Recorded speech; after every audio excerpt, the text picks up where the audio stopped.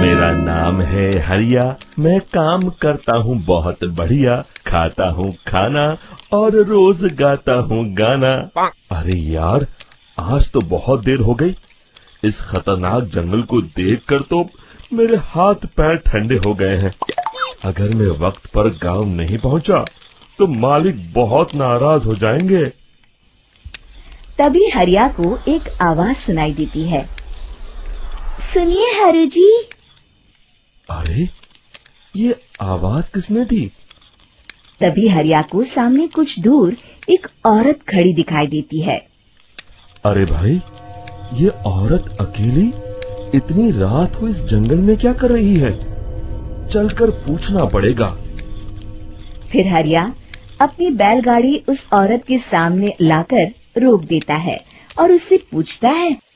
अरे सुनिए, आप इतनी रात को इस खतरनाक जंगल में अकेली क्या कर रही हैं? तभी वो औरत मीठी आवाज में कहती है।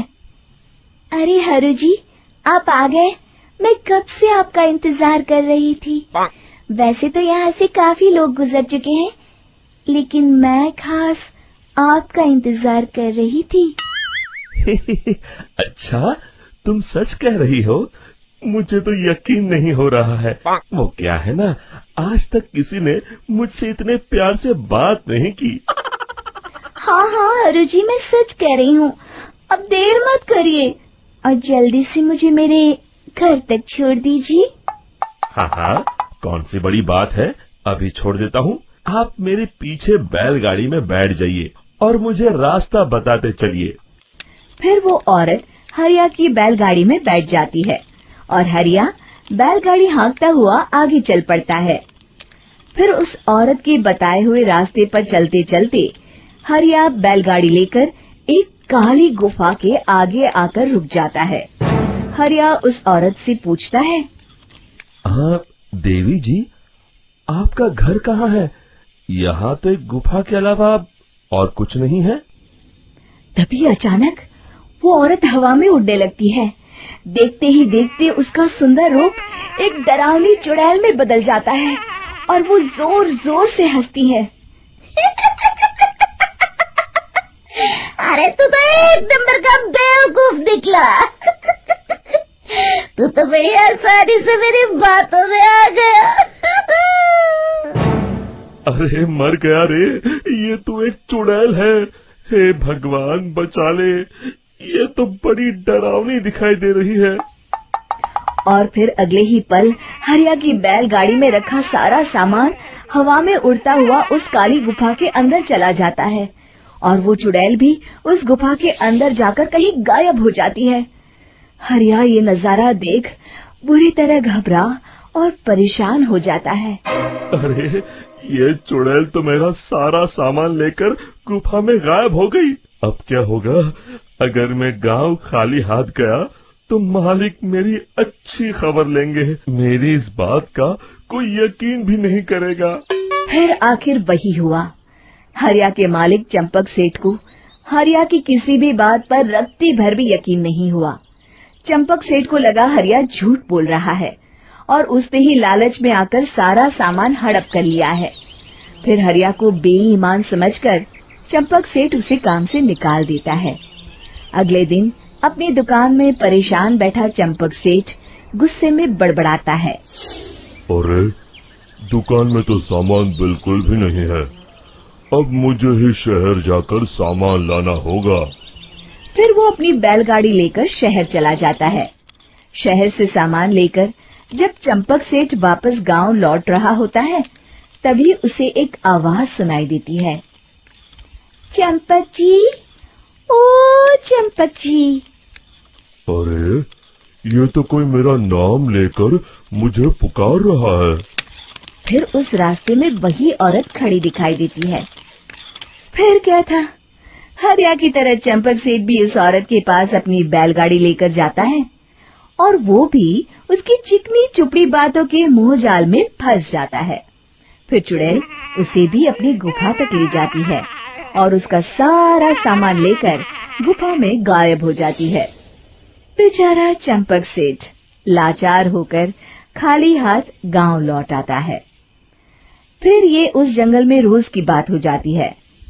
जो कोई भी शहर से कुछ लेकर गांव की तरफ लौटता, वो चुड़ैल उसे बेवकूफ बनाकर उसका सारा सामान लेकर गुफा में गायब हो जाती। एक दिन हरिया एक लकड़हारे को उसी जंगल की तरफ जाते हुए देखता है। फिर हरिया उसे रोकते हुए कहता है, अरे भाई, क्यों अपनी मौत को दावत दे रहे हो?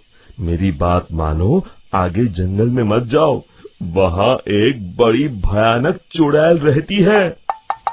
लकड़हारा हरिया की बातों को नजरअंदाज करते हुए कहता है, अरे भाई, मुझे पहले ही बहुत देर हो चुकी है, मुझे जाने दो भाई। शाम तक लकड़ियाँ काट कर शहर के बाजार में बेचना है। तुम अपनी ये कहानी किसी फुर्सत में बैठे इंसान को सुनाओ, मैं तो चला। इतना कहकर लकड़हारा वहाँ से आगे जंगल की तरफ चला जाता है। फिर अगले दिन गांव के मुखिया के घर के बाहर बहुत सारे लोग जमा हो जाते हैं। तभी हाथ में कुल्हाड़ी लिए खड़ा लकड़हारा कहता है, अरे मुखिया जी, अब आप ही हमें बचाइए उस जंगल वाली चुड़ैल से। हमारा सारा काम तो शहर से ही होता है। अरे मुखिया जी, उस चुड़ैल की वजह से तो मैं पूरी तरह बर्बाद हो गया हूँ। हम सबको मिलकर उस चुड़ैल का कोई इलाज करना पड़ेगा। तभी भीड़ में खड़ा वीरा कहता है, आप लोग चिंता मत करिए, कल से वो चुड़ैल किसी को नहीं लूट पाएगी। मेरे पास एक बहुत अच्छी तरकीब है। तभी चंपक सेठ उसका मजाक उड़ाते हुए कहता है, अरे तेरा नाम वीरा है तो क्या हुआ? तूने अभी उस चुड़ैल को देखा नहीं है? जाकर अपना काम कर, बड़ा आया। तब मुखिया जी कहते हैं, नहीं चंपक सेठ, मुझे लगता है हमें इस लड़के को एक मौका देना चाहिए। फिर सभी गांव वाले मुखिया जी की बातों से सहमत हो जाते हैं और वीरा शाम को एक बैलगाड़ी में कुछ सामान लादकर उस जंगल की ओर चल देता है। वीरा, ओ वीरा, कहाँ जा रहा है? तभी वीरा मुड़ के देखता है, वही चुड़ैल एक औरत के रूप में खड़ी है। अरे बहन जी, मैं आपको ही ढूंढ रहा था। देखिए, मैं आपके लिए क्या लाया हूँ। अरे वाह, तो खुद मेरे लिए इतना सामान लाया है। तू ही अकेला गांव में समझदार है। जरा देखो, मैं भी खोल के, बड़े भूख लगी है। जैसे ही चुड़ैल उस सामान पर से कपड़ा हटाती है, एक भगवान शिव की तेज रोशनी उसके अंदर मूर्ति से निकलती है और चुड़ैल अपने असली रूप में आकर जलने लगती है। अरे मैं जल रही हूँ, बचाओ, बचाओ, ओम नमः शिवाय, मर गई मैं। देखते ही देखते वो चुड़ैल राख के साथ उड़ जाती है और सभी गांव वाले भी वहां आ जाते हैं। शिक्षा बुराई पे सदा अच्छाई की ही जीत होती है।